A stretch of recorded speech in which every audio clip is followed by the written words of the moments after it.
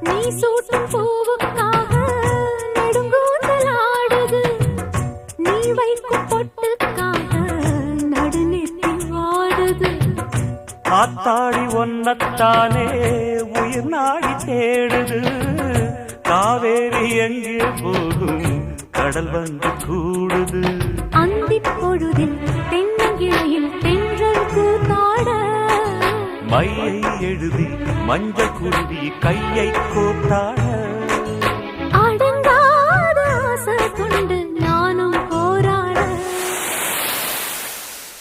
உனக்கென பிறந்தவ ரெக்க கட்டி பறந்தவ இவதான்.